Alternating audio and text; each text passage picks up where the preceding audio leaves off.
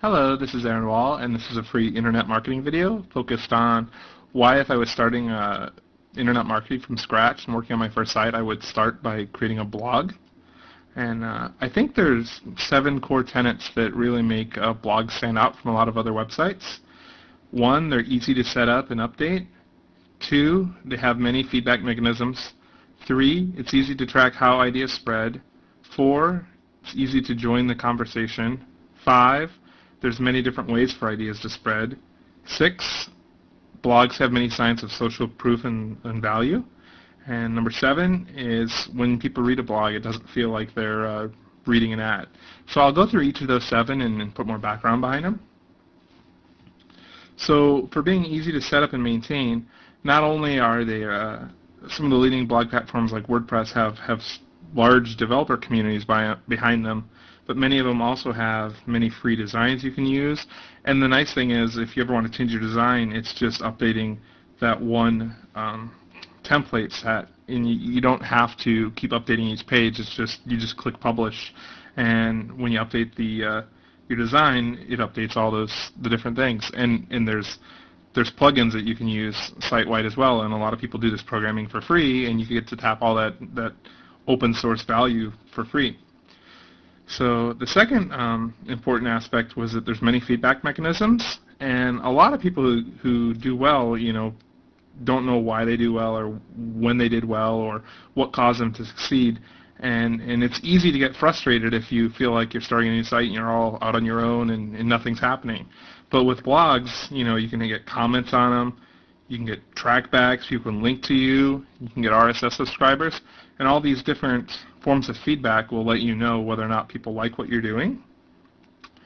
So an extension of that is that it's easy to track how ideas spread on the web, especially on blogs. And you could subscribe to top blogs or subscribe to RSS feeds from news sites. And you can learn what angles and biases certain publishers like and cater stories towards them. And, keep launching ideas and track how they spread. And I'll go through a few examples of how you can do that sort of stuff. So blogs have feeds. Right here's the feed page on SEO Book. And what you do is, this video is a good example of how feeds work, explains it really well. But it basically allows people to subscribe, and you'll see here that there'll be like an XML web page come up here, and this will show you, the latest post from the blog. Well, the idea that people can subscribe to what you're doing allows them to subscribe to things that they feel are relevant to them, and a lot of people who subscribe to feeds are also people who publish feeds that have other subscribers. So if you have a good story that spreads, it can spread really quickly. So in part of that spreading is just kind of, the web's like one big conversation where a lot of bloggers talk about topics, and you blog about something and then someone else talks about you, and then you go and comment on their story. And with comments, trackbacks, and the ability to blog about what other people are posting, you really can kind of join the community and communicate clearly with people, and kind of come up with some community marketing ideas to where you can quickly integrate yourself in a community much faster than if you had to try to buy ads or just launch stuff and yell at people. The interactive nature of blogs, they make people learn to trust you over time incrementally, and then eventually after people subscribe, you have a lot of people helping spread your message. And that's the next big point, is that there's many ways for messages to spread. People who subscribe to you may also write blogs covering similar topics and have lots of subscribers themselves. So if you can get people to subscribe to you and they like what you're saying, then it has a cascading effect when you publish something that's really good. And the ability for blogs to be focused on any specific niche allows people to subscribe where their passions overlap with yours. So when you get subscribers, these are people who trust you, who are interested in the same topics you are. And some of them might have, a different angle than you, but a lot of people tend to subscribe or listen to communication messages that match their own biases and worldviews. So the nice thing there, too, is when messages spread fast, there's a lot of bubble-up coverage. Like there's sites like TechMeme, and I'll go there real quick. And Tech Meme shows how ideas spread through tech weblogs.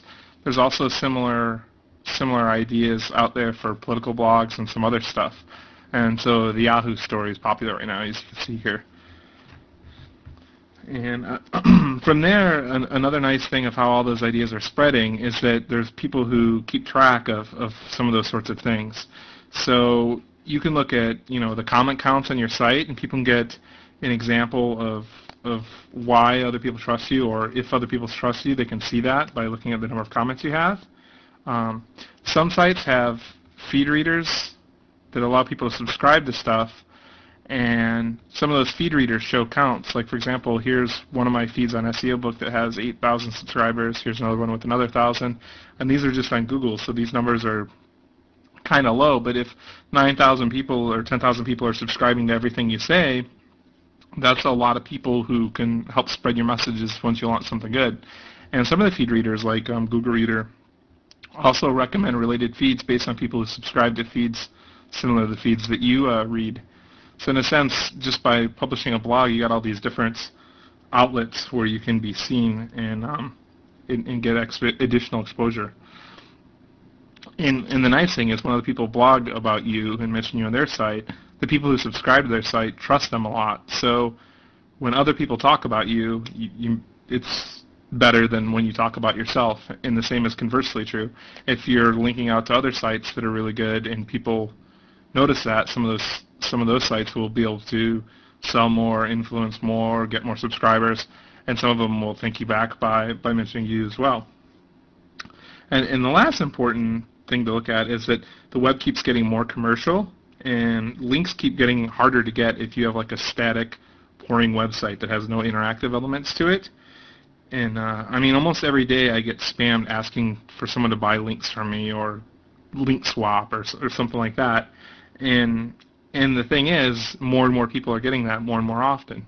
So in a network, full of marketing pollution and push marketing, the pull effect of blogs really helps you excel with them. So hope you found this useful, and I'll make more videos soon. Thanks.